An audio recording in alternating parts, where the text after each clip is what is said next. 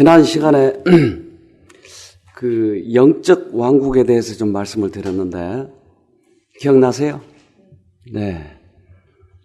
동물의 왕국이 있는 것처럼 동물들도 싸우고 쟁취하고 왕국을 세워서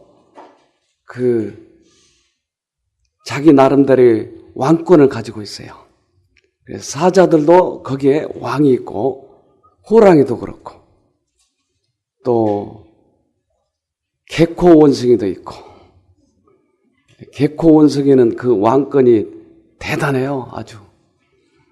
그래서 싸놨고 또 모든 암컷을 다 차지하고 이런 왕권을 가지고 있는데 인간들도 그러한 왕권을 가지고 있더라 하는 거죠.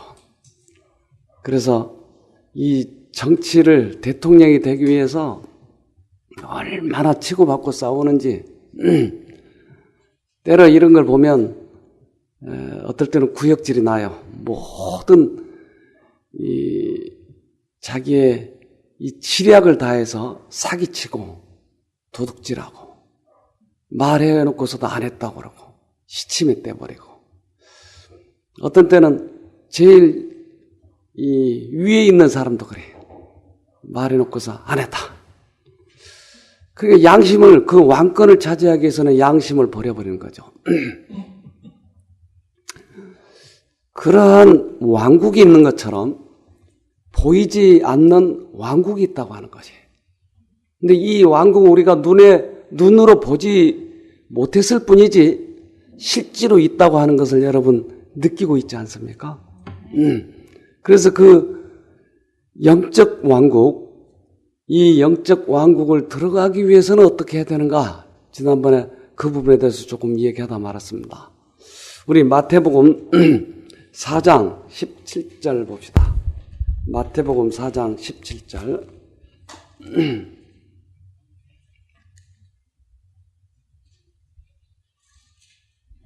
이때부터 예수께서 비로소 전파하여 가라사대 회개하라 천국이 가까웠느니라 하시더라. 네. 예수님은 천국이 가까웠다. 그런데 천국은 어떻게 하면 들어간다고요? 회개하여라. 회개. 우리 요한복음 18장 하나 더 보십시다. 요한복음 18장 36절입니다. 예수께서 대답하시되 내 나라는 이 세상에 속한 것이 아니라 만일 내 나라가 이 세상에 속한 것이었다면 내 종들이 싸워 나로 유대인들에게 넘기우지 않게 하였으리라. 이제 내 나라는 여기에 속한 것이 아니니라. 네, 예수님은 내 나라가 있다고 얘기하셨어요. 근데 내 나라는 이 땅의 권세에 속하지 아니하였다.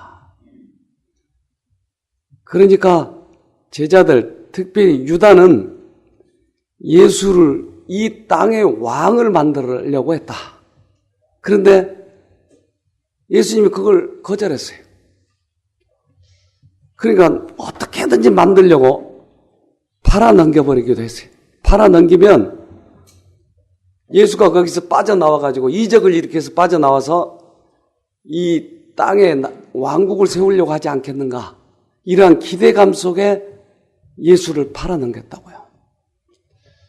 근데 예수는 하늘의 왕국을 가지고 있고 지금도 우리들 사이에 영적 왕국이 형성되어 있다고 하는 것이.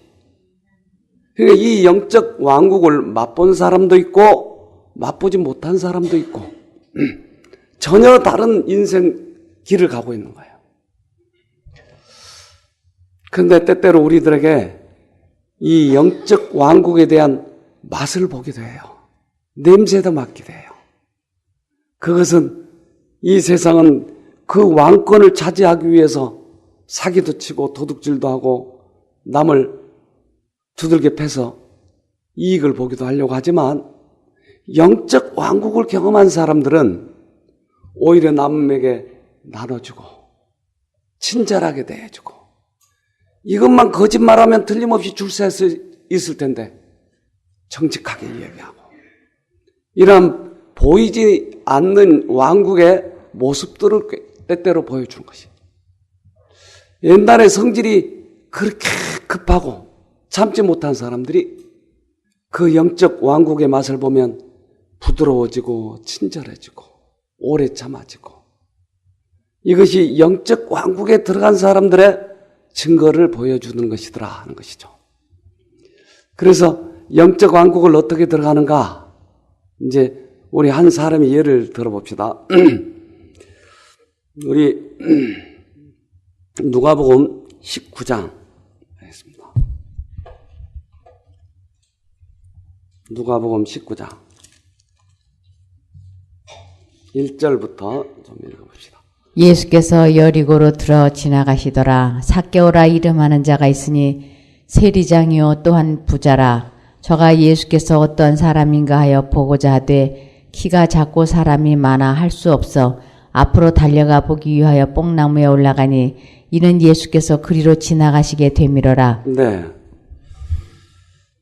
여기에 삭개오 그것은 히브리어로 자카이라고 하는 뜻인데 그것은 순결한 그런 뜻입니다. 순결하라고 이름을 지었는데 어떻게 됐어요?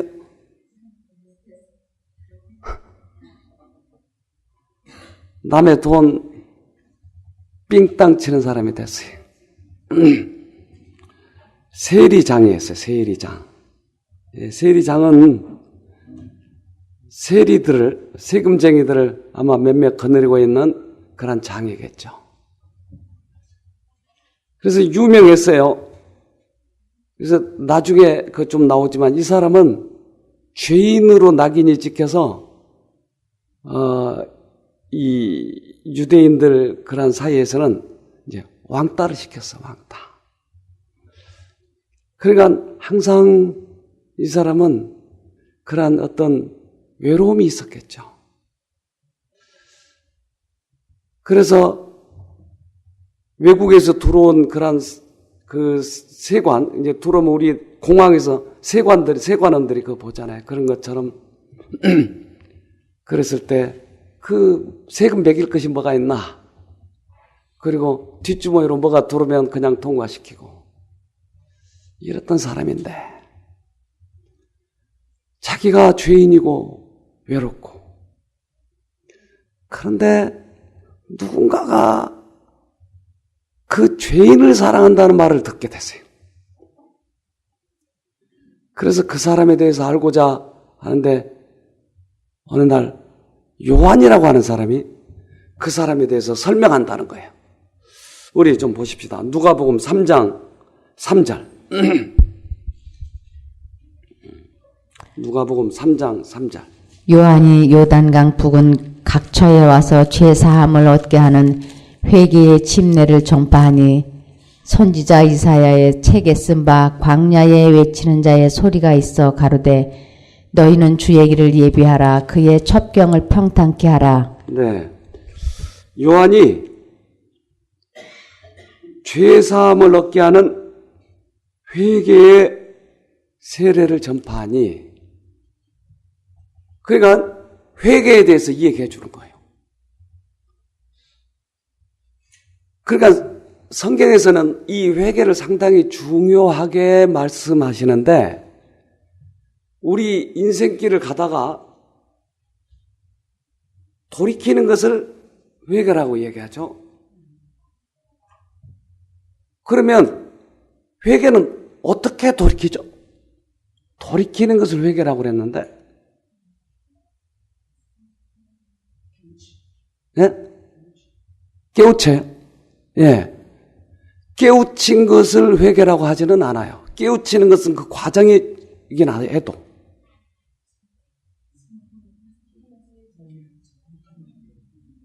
예.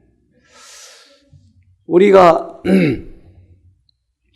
이제까지는 죄인지 모르는 것을 죄로 깨달을 때도 있죠. 여러분도 그런 적 있어요? 예. 그러니까 나의 도덕의 어떤 기준을 가지고 있는 거예요. 근데 다른 사람이 내 기준에 맞지 않으면 저 사람 나쁜 사람이라고 얘기를 해요. 그러면 다른 사람이 나를 볼 때는 어떨까요? 또 그럴 수도 있을까요? 그러죠. 근데 나는 그것을 모르고 살아가는 것이. 모르고. 우리 송자매님하고 저하고 누가 더 이쁘죠? 뭐 솔직히 얘기하십시다, 우리. 제가 좀 키도 크고, 저도 S라인이 좀 있고, 그런데 송자매님 속으로는 자기가 더 이쁘다고 지금 생각하고 있는 거예요. 누가 더 이뻐요? 갑자기 왜 그쪽 편 됐어요? 기준이 없어요? 왜 기준이 없어요? 개인 기준인가요? 네. 그러니까 모두들 그렇게 살아간다고 하는 거야. 이런 걸 공주병이라고 그럽니다, 이걸. 그런데 누가 봐도 세계 최고의 미인이 온 거예요. 그러면 우리 둘이 어떨까요? 기가 팍 죽어요. 둘이 다 이제까지는 내가 잘났다고 생각했는데 갑자기 세계 최고의 미인이 오는 거예요. 그러니까 우리가 죄를 깨닫는다고 하는 것은 우리들 영혼 속에서, 정신 속에서 이루어지는 일이 아니에요. 외적으로 뭔가 들어와서 나를 깨닫게 해주는 것이에요. 그럴 때야 죄를 깨닫게 되는 거예요. 근데 우리는 우리 안에서 깨달은 것이 전부인 것처럼 생각하니까 맨날 똑같아. 이 안에서 깨달아진 게 아니고 외부로부터 들어온 능력에 의해서 내가 깨닫게 되는 것이에요. 죄를 깨닫는다고 하는 것은 특별히 성령의 역사예요. 죄를 깨달았을 때 그 다음 단계가 뭐예요? 회개. 그러니까 죄를 깨닫는 것도 인위적으로 안 되고 회개도 인위적으로 되지 않아요. 외부에서 들어오는 능력이 나를 회개시켜야 돼요. 그렇지 않으면 내가 스스로 나를 회개할 수가 없어요. 그런데 여기에서 많은 사람들이 착각하고 있어요. 그래서 당신은 죄가 많으니까 회개하라고, 금식하라고. 어떤 또 요양원에 가면 그런 데잖아요. 금식하고 회개하라고. 당신 죄가 많으니까 그것 때문에 회개해야 돼. 병이 났으니까 회개해야 된다고. 그래서 그 회개하려고 얼마나 애를 쓰는지. 우리 여기 수석 집사님 계셔요. 그분은 교회를 여러 군데 다니셨던 분이에요. 근데 어느 날 저 부산에 가니까 박아무 목사님, 이분은 능력이 대단한 분이에요. 비행기도 도저히 기상 악화를 내릴 수 없는데 내리게 해달라고 기도하니까 앞이 환하게 비쳐서 내리더래요. 대단한 능력 아니야 이게? 거기 강의 그 예배 볼 때 거기에 보통 1000명씩 이렇게 참석한답니다. 근데 그 참석한 사람들이 거의 다 목사님이래요. 다른 교회 목사님. 그러니까 목사님들에게 강의를 하는 거예요, 이분은. 근데 목사님들에게 이제 성령을 보내주는데, 성령 받아라! 그러면 거기 한 1000명 된 목사들이 뒤로 넘어간다는 거예요. 넘어가 버려요. 나도 한번 해야 되겠어. 성령 받아라! 근데 하나도 안 넘어가. 참. 근데 이게 넘어가면서 그냥 넘어가는 게 아니고 거품을 하고 부르고. 그리고 회개하라 그러면 두루마리 휴지를 보통 한두 통씩 갖다 놓는데요. 그러면 여기에서 콧물, 가래, 막 이런 게 더러운 것들이 막 나온대요. 어디서 나온 건지 모르는데 이게 막 나오는 거예요. 그럼 그걸 닦고 또 울고 또 닦고. 그래서 더러운 것이 다 나온 거예요, 이제. 회개됐죠? 더러운 건 나왔잖아요. 그래서 그 사람이 유명해요. 그래서 그 우리 수석 집사님이 남편이 거기 못 가게 하니까 집에 좀 있으라고. 그러니까 아침 새벽에 부산에 갔다가 그 강의 듣고 저녁에 온대요. 몇 시간 동안 회개하는 거예요. 콧물, 가래 이런 거 다 뱉고 오는 거예요. 그리고 이제 무슨 죄를 회개해야 되느냐? 첫째는 내 죄. 둘째는 남편, 가족. 그 다음에는 조상. 어떻게 아셔? 갔다 오셨어요? 갔다 오셨는데 보니까 우리 그 집사님은 친구거든. 그러니까 아마 갔다 오신 것 같아요. 조상죄. 조상죄 회개할 수 있죠? 아니요. 그러니까 거기 사람들이 막 몰리는 거예요. 회개하라고. 그러니까 회개에 대해서 무엇인지를 모르는 거예요. 그래도 회개가 잘 안 되니까 콧물 이 가래만 나오니까 또 어느 도봉산 어느 목사님 거기 만나면 나무 뿌리를 뽑혀야 회개된다는 거예요. 그러니까 밤새 나무 뿌리를 뽑으려고 회개시켜주세요. 나무 뿌리가 뽑혀 밤새 뽑아가지고 그게 회개라는 거예요. 회개. 여러분 회개를 어떻게 해야 될까요?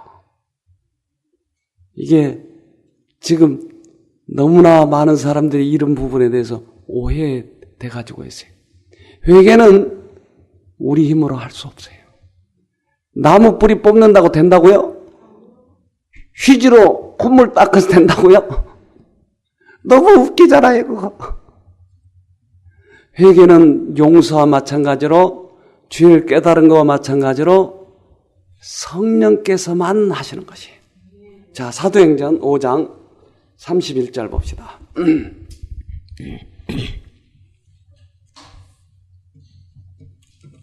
이스라엘로 회개케 하사 죄 사함을 얻게 하시려고 그를 오른손으로 높이사 임금과 구주를 삼으셨느니라.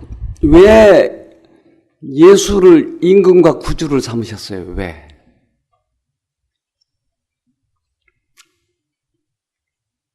왜 예수를 십자가에 달리게 하셨어요? 회개시키려고. 그러니까 예수님이 십자가에 달려 돌아가신 이유는 회개시키려고. 그러니까 우리가 예수의 십자가를 보면 어떻게 돼요? 우리가 회개가 되는 것이에요. 이제까지는 내가 잘났다고 살았는데 나는 그래도 우리 송자매니보다 내가 이쁜 줄 알았는데 나보다 더 이쁜 사람이 나타난 거예요. 누가 봐도. 그럼 약호가 죽는 거예요. 나는 나의 지식으로 나의 도덕으로 이제까지 착하게 살았다고 살아왔는데 예수님이 십자가에 달려 돌아가신 걸 보니까 그 죄가 무엇인지를 깨닫게 되더라 이 말이에요. 그러니까 회개가 되는 거예요.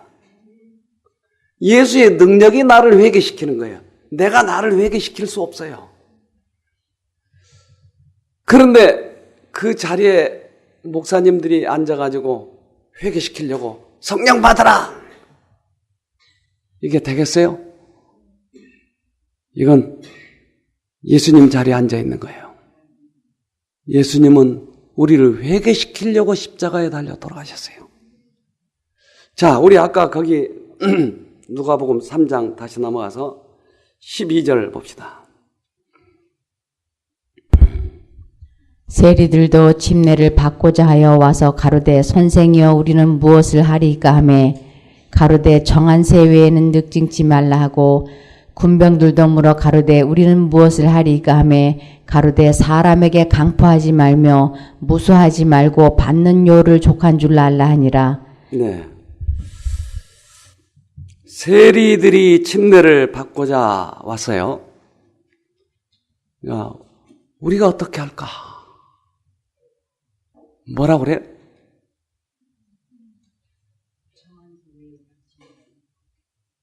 정한세 외에 늑징치 말라. 여러분 이 말 아세요? 늑징치. 예? 늑징치. 이거 한국말 맞죠? 이게 삥땅 치지 마 이 말이 한마디로 하면. 정직하게 세금 받아. 더 받아가지고 네 호주머니 넣지 마. 이 말이. 예. 그러니까 우리가 어떻게 하면 회개를 할까? 그러니까 이 요한은 실제 생활에 있었던 얘기를 해주는 거예요.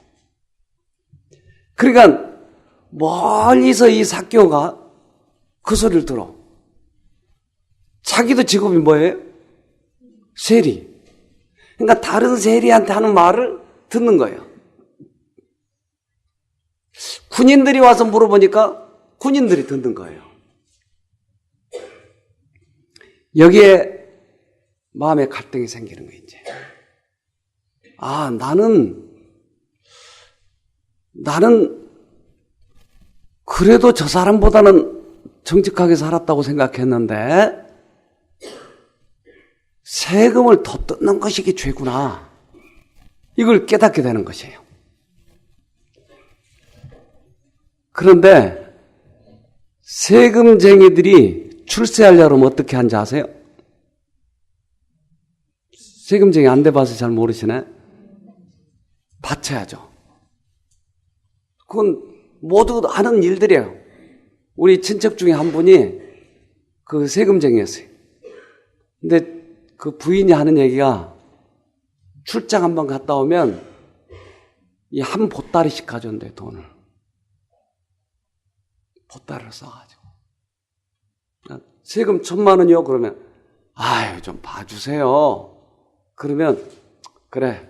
그러면 500만 원 내게 해줄게. 그러면 나머지 500만 원을 가지고 이제 나눠서 갖는 거예요.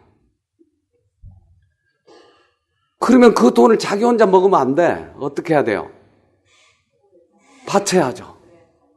예, 탈로도 안 나고 문제가 생겼을 때 무마되고 또 한 자리 하게 만들어주고 나중에. 근데 이 세금쟁이들이 다 그렇다는 거예요. 요즘에는 이제 많이 정화가 됐을지 모르지만 그때 당시는. 그러니까 모든 사람이 다 세금쟁이는 그런 줄 알지 뭐 다. 또 그거 하려고 일부러 또 거기 들어가고.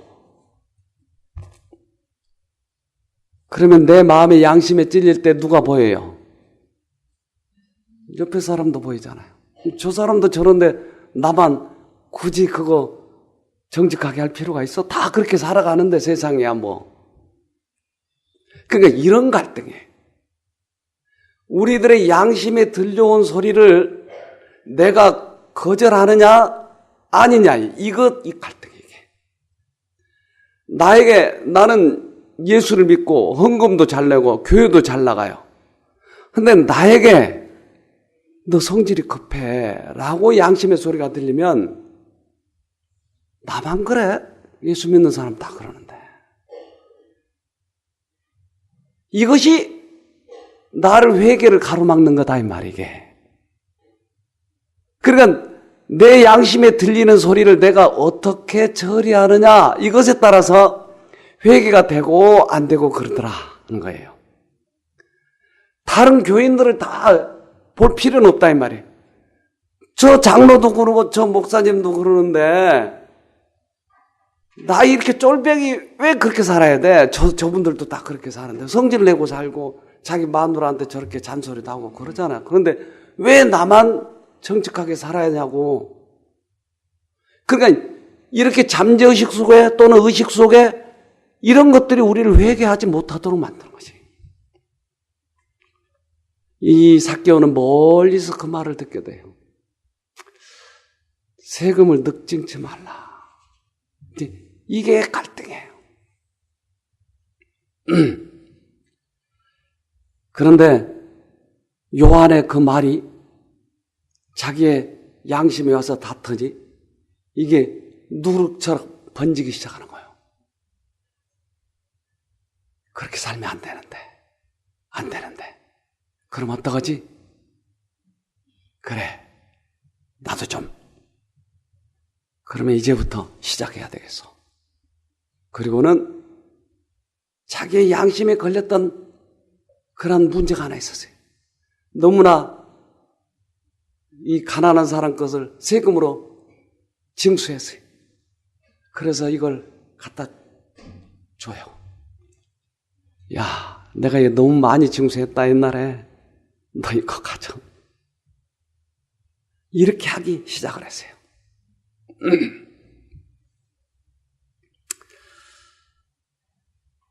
그런데 이 세금쟁이에게 또 하나의 희망이 있었는데 그것은 예수를 만나고 싶어 했었어요. 그런데 예수님의 제자 속에 보니까 자기와 똑같은 직업을 가졌던 사람이 한 사람이 있었어요. 누구요? 마태복음을 쓴 마태. 이 사람도 세리였어요. 그러니까 나도 저 마태처럼 예수님의 제자가 될 수 있지 않을까라는 희망이 생기기 시작한 거예요. 그래서 예수를 만나고 싶어 했던 것이에요. 어느 날 예수님이 자기 마을로 오신다고 하는 것이에요. 그런데 그때 당시 길은 한 사람이 이쪽 벽과 이쪽 벽을 거의 만질 수 있을 정도의 도로폭밖에 안 됐어요. 그때는 도로폭이 두 사람이 겨우 지나갈 수 있을 정도. 왜냐하면 마차 이런 것들이 그때 없었으니까. 그러니까 그 사람이 사는 동네는 마차가 안 다니니까 이런 정도. 그러면 예수를 가서 만나려면 그 복잡한 도로를 가야 되는 것이. 그래서 멀리를 쳐다볼 수 있는 뽕나무 위로 올라가는 것이.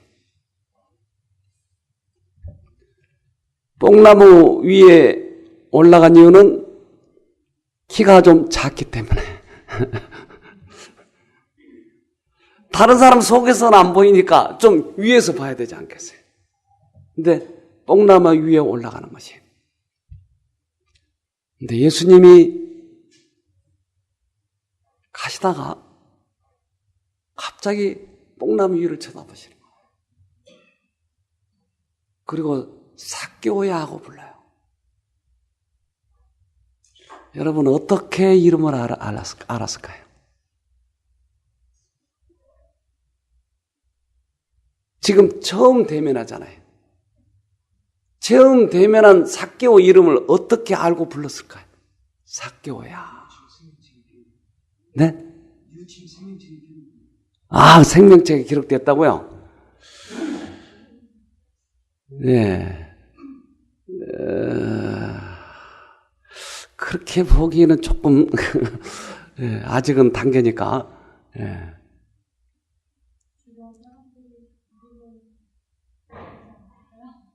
주변 사람이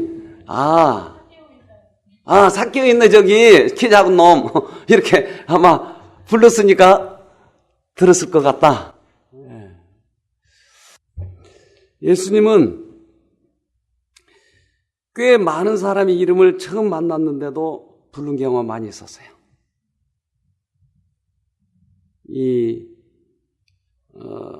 요한복음 1장 봅시다.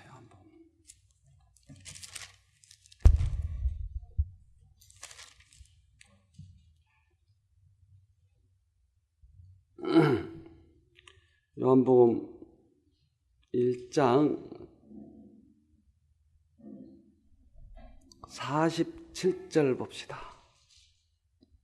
예수께서 나다나엘이 자기에게 오는 것을 보시고 그를 가리켜 가라사대 보라 이는 참 이스라엘 사람이라 그 속에 간사한 것이 없도다. 나다나엘이 가로되 어떻게 나를 아시나이까? 예수께서 대답하여 가라사대 빌립이 너를 부르기 전에 내가 무화과 나무 아래 있을 때에 보았노라. 네. 나다나엘을 미리 알으셨네요. 그렇잖아요. 언제 알았어요?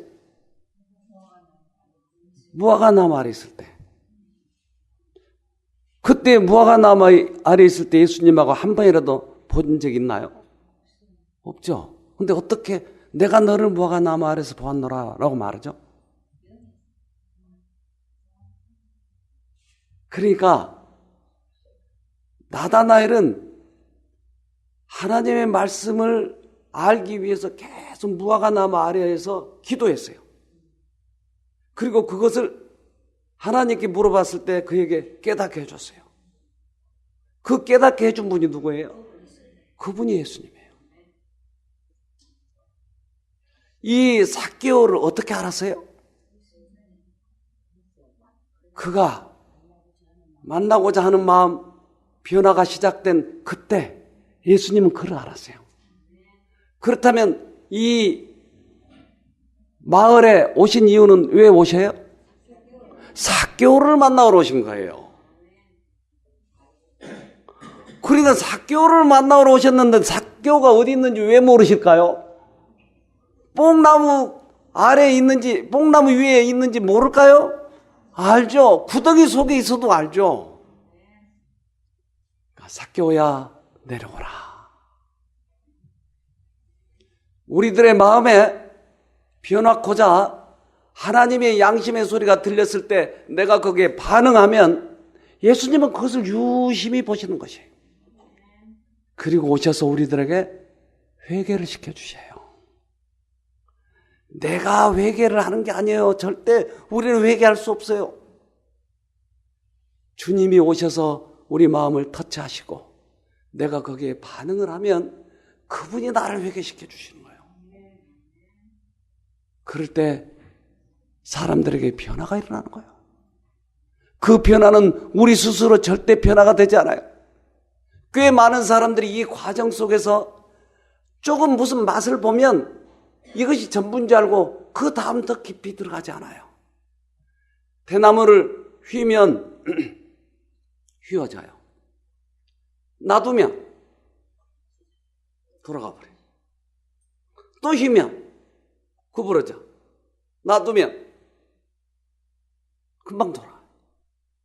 안 돌아가게 할 수 있는 방법이 없을까요? 꺾어버려야죠. 꺾어버려야죠. 그러면 다시는 안 돌아가죠. 우리들의 과거의 성향이 예수 안에 회개가 되면 꺾이는 거예요. 그런데 우리는 이렇게 해놓고 회개했다고 하는 거예요. 이렇게 놔두니까 다시 돌아가요. 꽤 많은 사람들이 이걸 회개라고 그래요. 이걸 자기가 붙들어 매고 있는 거예요 지금. 그러나 꺾여야 되는 거예요. 그리스도 안에서.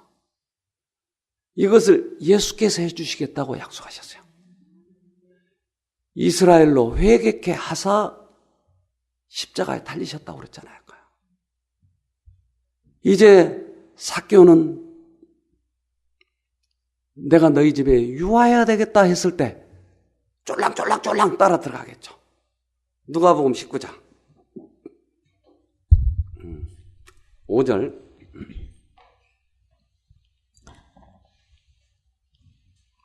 예수께서 그곳에 이르사 우러러보시고 이르시되 삭개오야 속히 내려오라. 내가 오늘 내 집에 유하여야 하겠다 하시니 급히 내려와 즐거워하며 영접하거늘 무사람이 보고 수군거려 가로되 저가 죄인의 집에 유하러 들어갔도다 하더라. 네. 내가 너희 집에 유하여야 되겠다. 어쩌면 예수님 본의로 다른 사람 집에 들어가겠다고 하는 것은 유일하신 거 아닌가. 당신이 다른 집에 유하러 들어가신 것이 이게 처음 아닌가? 당신 본의로. 그러니까 사람들이 뭐라고 그래요? 왜 수군수군해? 왜? 저 사람은 유대인들 사이에서도 왕따 시키는 놈인데 어떻게 저 사람 집에 들어가? 수군수군 하는 거예요. 근데 예수님은 누구를 부르러 왔어요? 죄인을 부르는 거예요, 예수님은. 근데 그 집에 들어가신 거예요.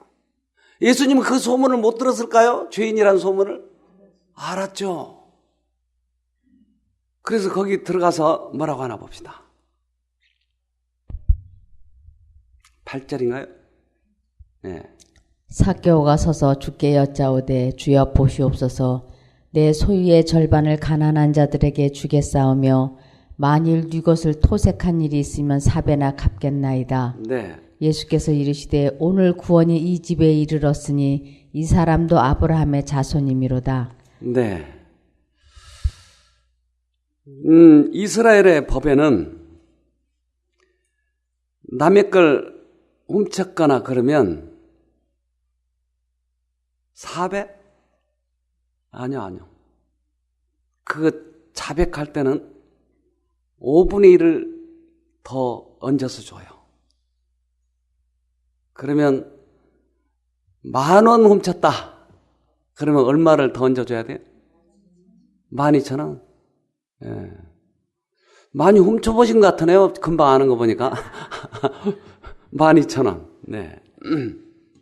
그런데,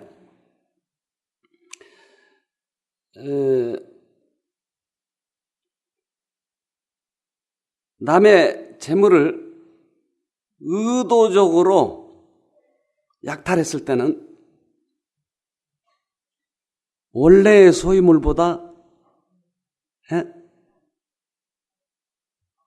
2배.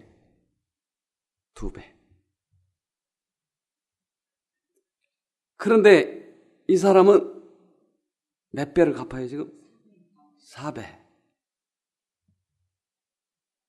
그 의도적으로 범죄한 행위에 극단적인 행위에 대한 아주 강력한 벌은 4배예요, 4배. 그러니까 이 사람이 이 얘기한 건 뭐예요, 지금? 그거 하나 좀 보십시다, 그러면. 사무엘하 12장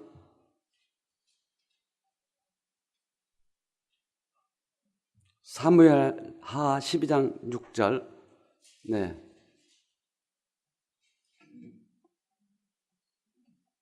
그가 불쌍히 여기지 아니하고 이런 일을 행하였으니 그 양 새끼를 4배나 갚아주어야 하리라 한지라. 4배나 갚아줘야 된다라고 얘기하네요. 하나 더 볼까요? 출애굽기 22장 1절.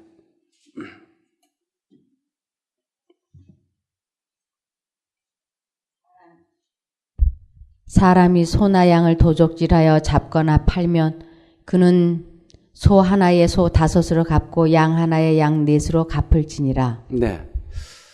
자, 이건 극단적인 형벌이에요, 이게. 그러니까 지금 4배나 갚겠다고 하는 말은 왜 이렇게 했을까요?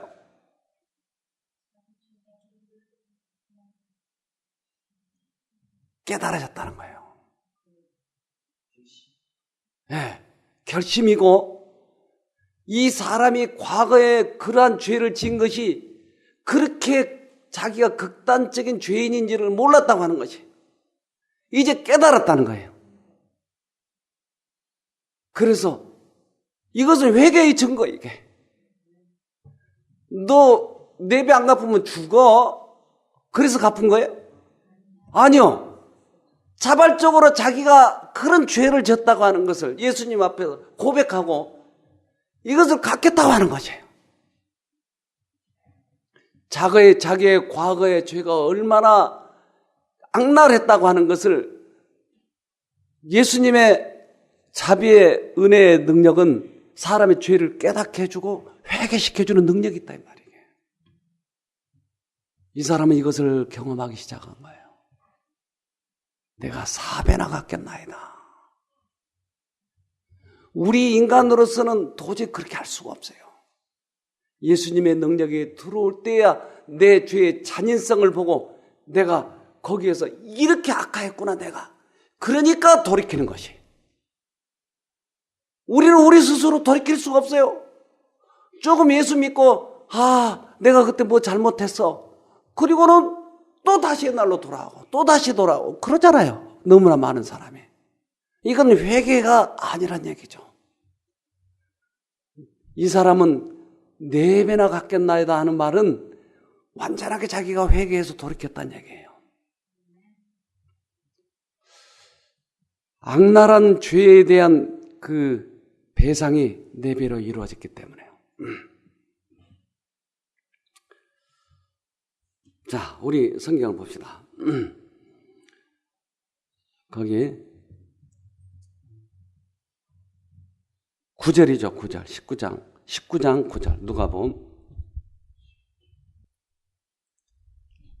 예수께서 이르시되 오늘 구원이 이 집에 이르렀으니 이 사람도 아브라함의 자손이미로다. 네.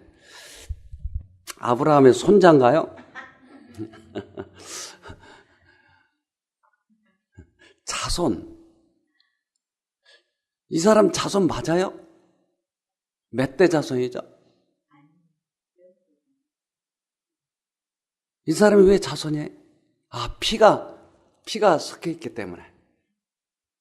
왜요? 무슨 말이에요, 지금?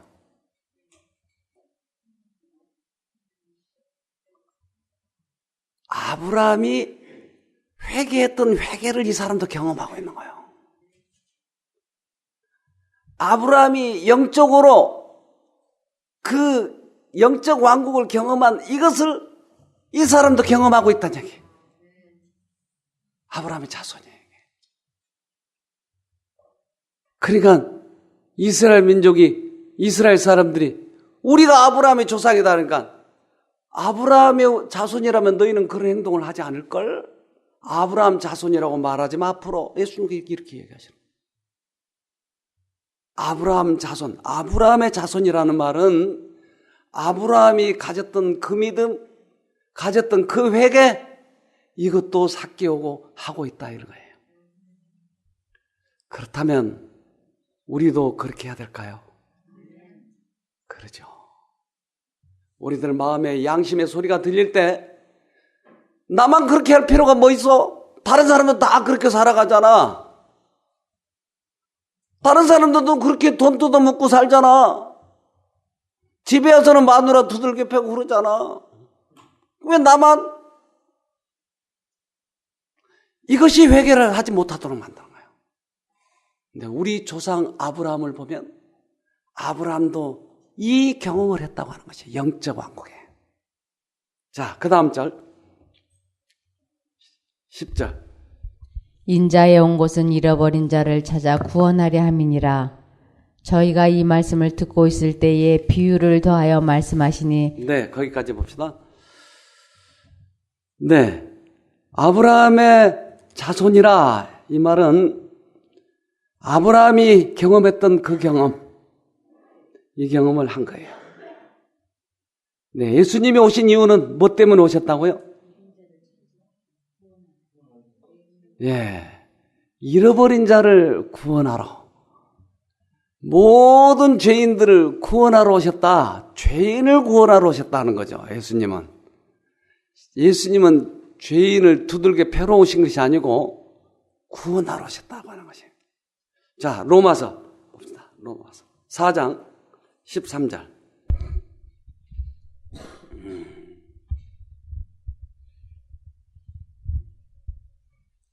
아브라함이나 그 후손에게 세상의 후사가 되리라고 하신 언약은 율법으로 말미암은 것이 아니요 오직 믿음의 의로 말미암은 것이니라.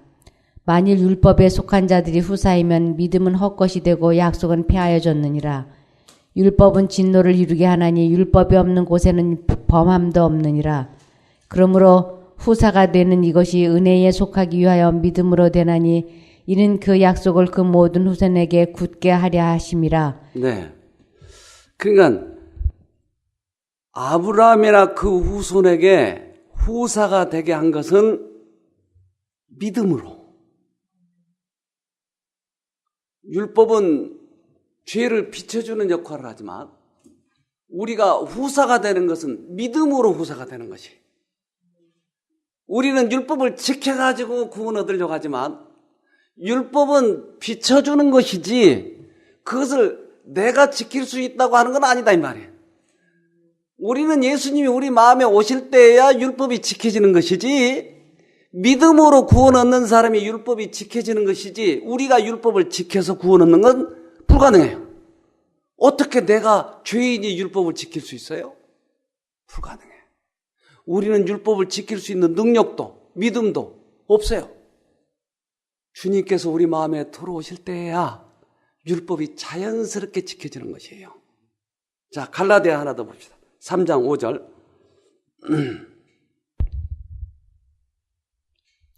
너희에게 성령을 주시고 너희 가운데서 능력을 행하시는 이의 일이 율법의 행위에서냐 듣고 믿음에서냐. 아브라함이 하나님을 믿음에 이것을 그에게 의로 정하셨다 함과 같으니라. 그런즉 믿음으로 말미암은 자들은 아브라함의 아들인 줄 알지어다. 아브라함의 후손이라는 말은 아브라함이 가졌던 그 믿음을 가진 자, 그런 사람들이 아브라함의 후손이다. 믿음의 통로를 통해서 삭개오를 회개시켰기 때문에 삭개오가 아브라함의 후손이 되는 것이. 우리도 아브라함의 후손이 되면 어떨까요? 네, 우리도 양심에 말씀하실 때 정직하게 반응하면 그러한 구원 얻는 후손의 대열에 우리도 끼게 될 것이에요. 예, 승리하길 바랍니다. 기도합시다. 하늘에 계신 아버지, 삭개오를 통해서 우리들에게 아브라함의 후손이 어떻게 되는지를 가르쳐 주셔서 감사합니다. 그의 양심 속에 들려오신 성령의 음성을 거절하지 아니하고 반응하고 주님 앞에 고백했을 때 엄청난 큰 축복을 받는 것을 보았습니다. 이제 오늘도 우리들의 마음속에 들려주신 주님의 음성을 듣고 회개하는 그런 경험하도록 은혜를 베풀어 주시옵소서. 예수님 이름으로 기도합니다. 아멘.